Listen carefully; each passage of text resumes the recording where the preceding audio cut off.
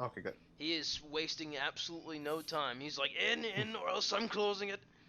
Uh, I'm kind of confused, concerned about the horses, but then again, they're Dorn's horses, so I'm guessing like, okay, you're lost. He Yeah, did said he like tie them to something? he tells you we can always get new horses, lad. I can't get a And new myself. That is true. as Marlowe ducks into the cabin, is there like a fire lit? No, but I was actually going to say, Doran's going to tell you, Connor, to actually fetch him.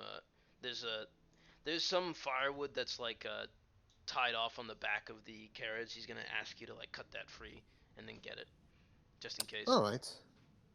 I mean, I don't have any bladed weapons, so I guess I just bite through the rope to carry it. Easy peasy. Like, okay, coming, coming, coming. I guess and I'll bring the firewood into the place. Take. I think I'm going to take out one of my torches as well and just kind of lit it to give us a bit more light. All right, fair enough. And as soon as everyone's in, he's going to force that damn thing closed. And Is there anything we can use to lock the door? there is. I mean, I'll just take you guys straight to the map I got for it right here. Let me adjust the. Yeah, you guys should all see. Torch is 60 feet and 30 dim, right? Yeah. Alright. Alright. Now, there is. I mean, Doran's gonna kind of move to the side a bit, but there is a bit of rubble on that. That rubble right there is accurate to, like, what, you know, there is there. So you can kind of shore it up with some boards if you want.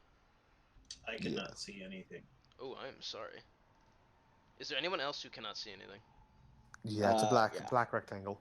I am sorry. Hold on. I has. Oh yeah, that's the setting I'm looking for. Has sight. My bad. I could have sworn I had that checked off. Marlo, you should be able to see everything, right? No, I just see the black Re- box and my token. really? Mm-hmm. Oh, I can see it now. Oh, I know why. Sorry about that. Hold on. There we go. Now you should be fine. Yeah. Hmm. See, I'll just like board up the door just to keep anything out.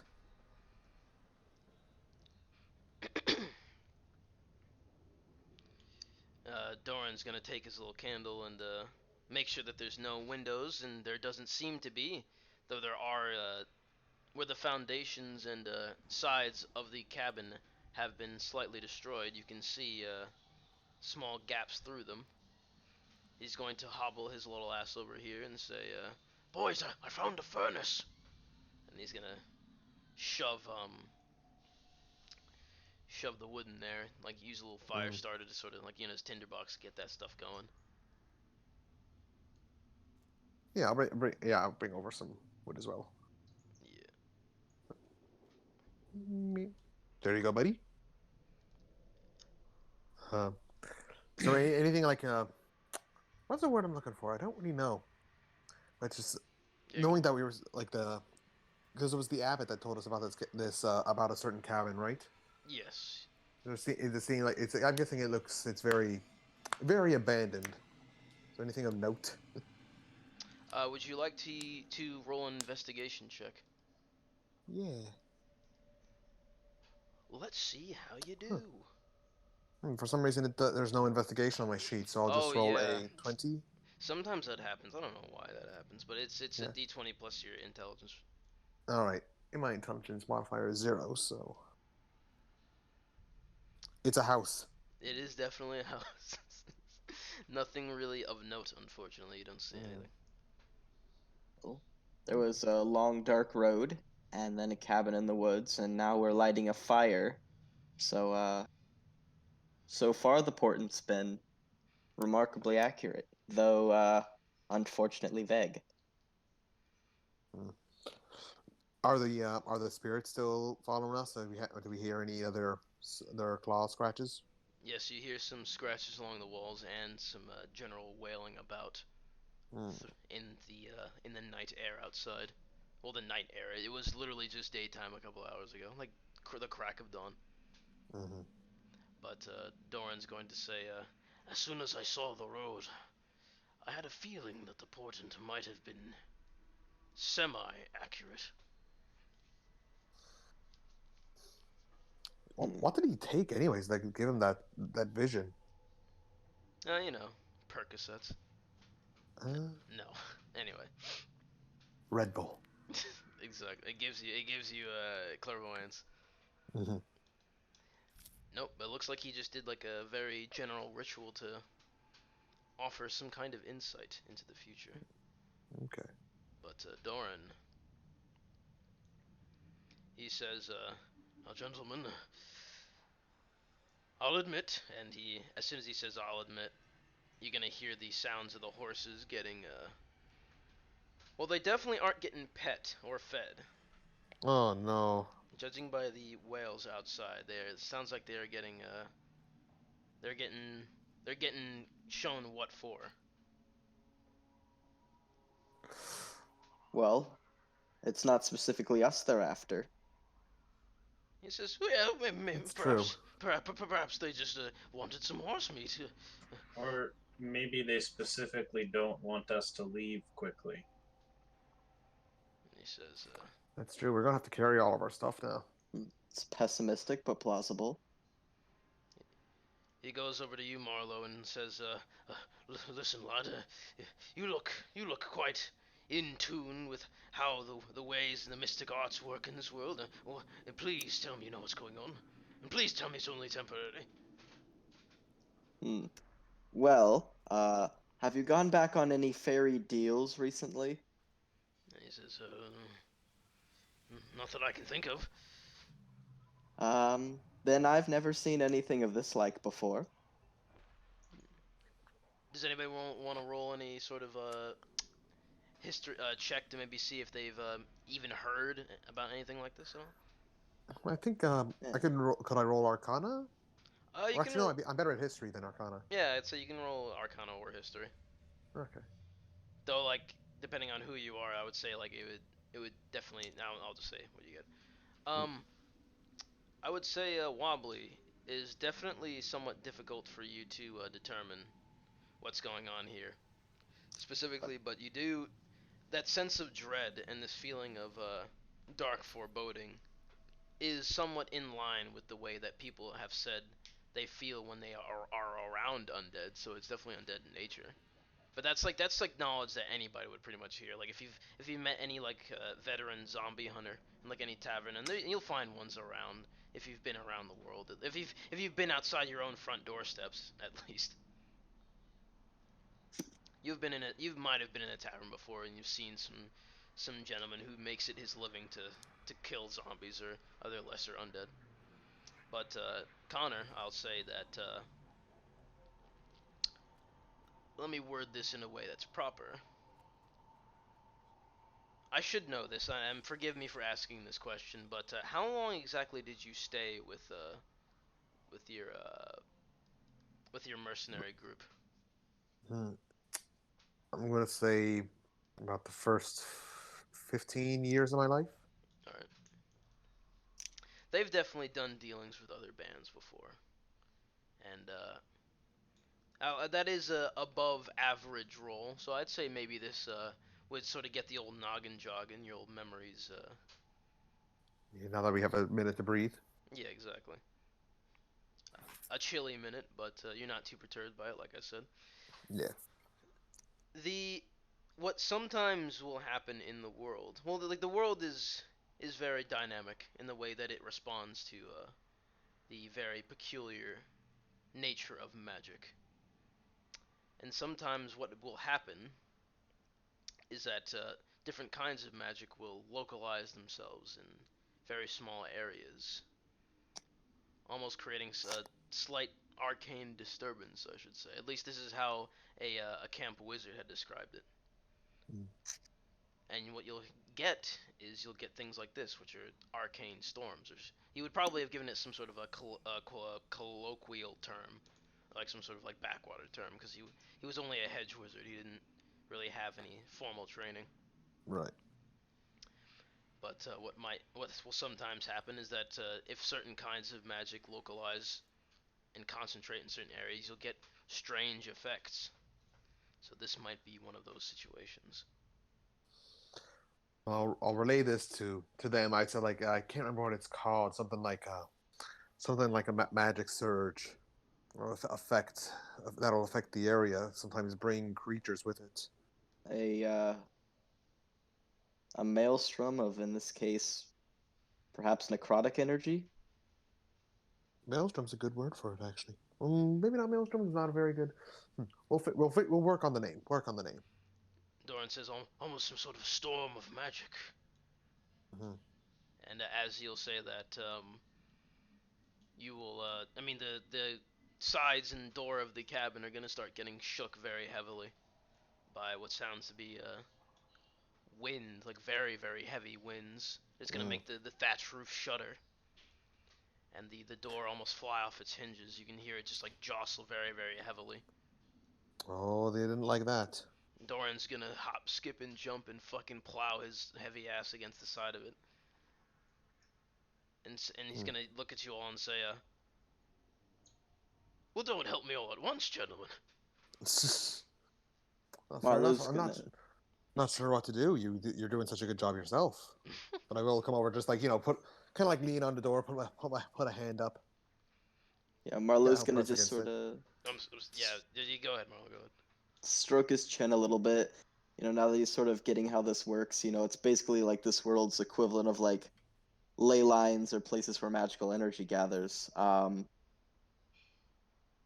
like to have a think about so the nature of magic and if this is a sort of thing that dissipates with time or is attracted to like certain particular things or is just basically like a storm, just a force in nature. I wouldn't want to. That's a really cool thing to do, and I wouldn't want to leave it up to just a roll. So what's your passive Arcana? Like that would be 10 plus your int, I think. Or I'd say Arcana, or maybe even your I'd say maybe even your Perception. Or you know what? Just roll a straight either roll Arcana or just a straight Whiz check. All right. And he would give himself guidance as well if he has time. How long does that even take to do? It's just like a second basically. It's a one action. Oh, okay. Yeah, no, you have time for All 6 right, seconds.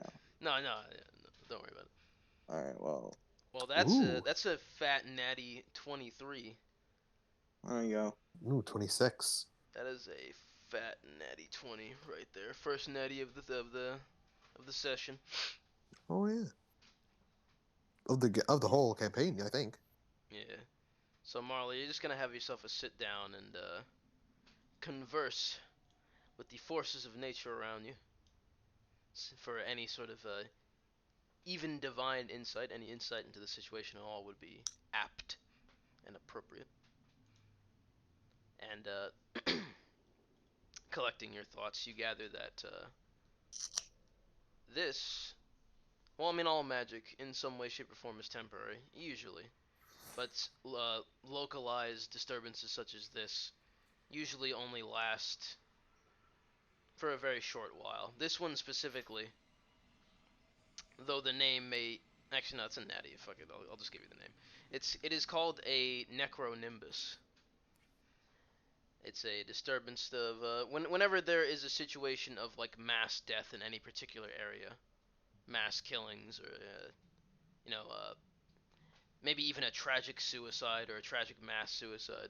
Anything that invokes not wrath, but despair, mass sort of fear and destitution.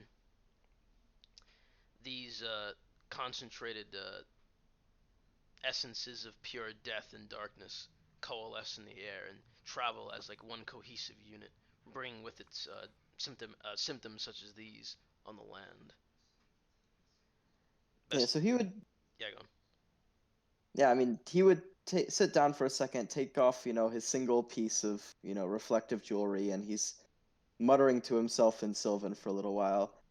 Then he'll sort of look up and go, I was a little perturbed before, but this isn't entirely unlike things we have where I come from.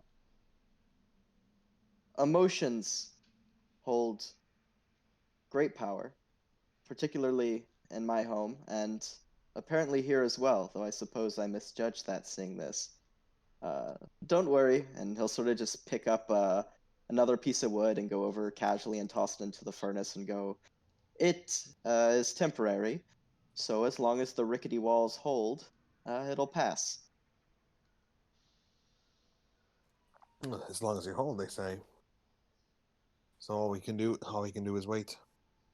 Yes, and try not to Hopefully. experience any great grief or despair. You'll only feed into it.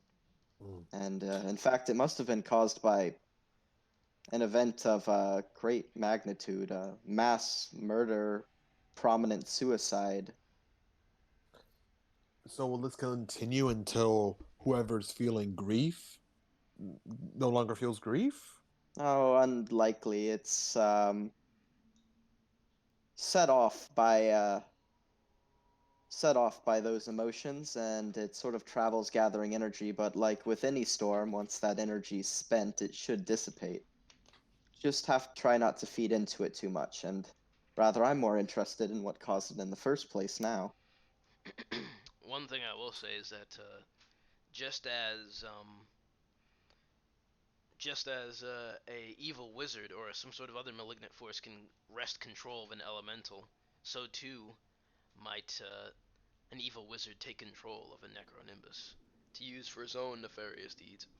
Like vampires, well, maybe that's going a little bit too in depth, but